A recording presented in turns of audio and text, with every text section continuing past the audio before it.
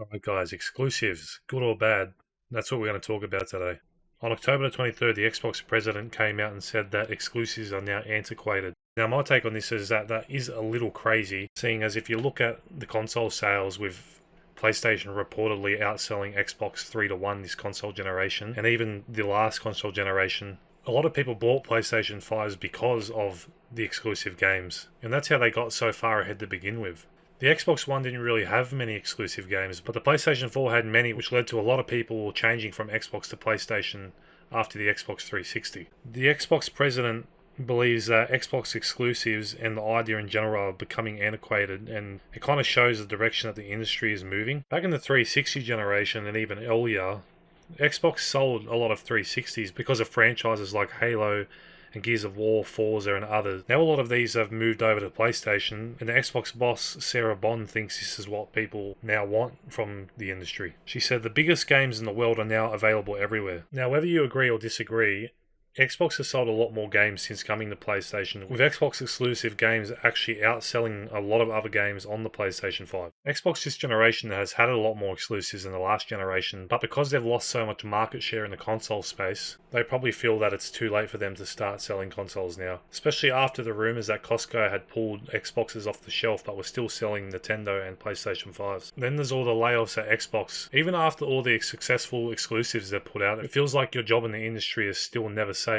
There was a new report put out today that Microsoft has allegedly pushed Xbox studios to deliver a 30% profit margin. Now over the last 6 years, Xbox has only hit 10 to 20%.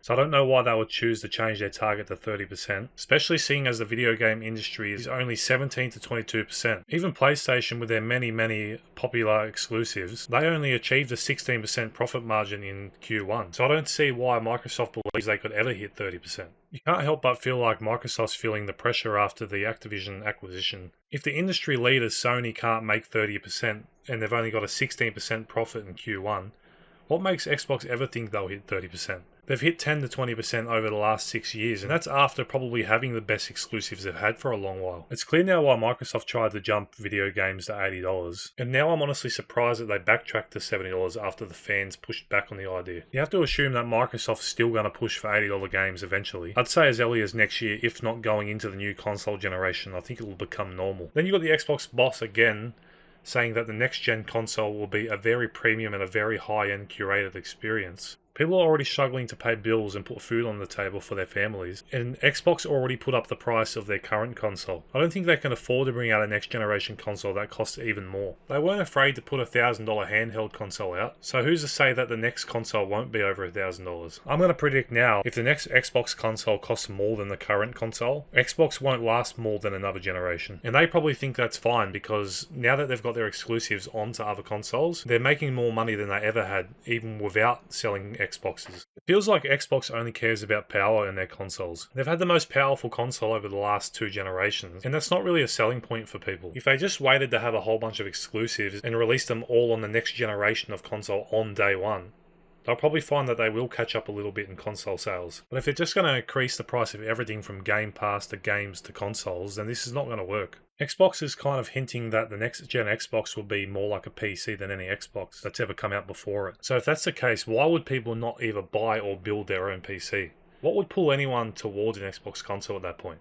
Me personally, I've always had Xboxes and PlayStations and Nintendos, and the whole reason why I play it is to get into their ecosystem. That includes the UI, the exclusive games. I've bought consoles just for exclusive games, and if an Xbox didn't have exclusive games, or they just released their games onto PlayStation, I would never even think about buying an Xbox.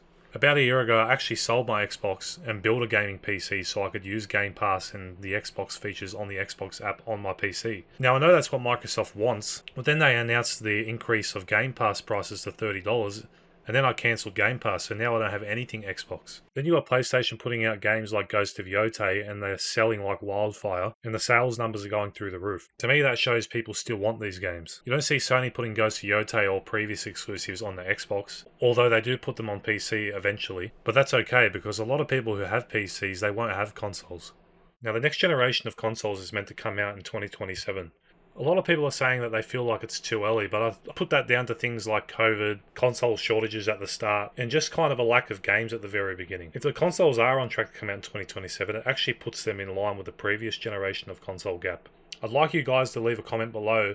Do you feel like the next generation of consoles have come too fast? Or are you keen for a new console generation? Anyway guys, that's all I've got for you today. If you could like the video and subscribe, I really appreciate it.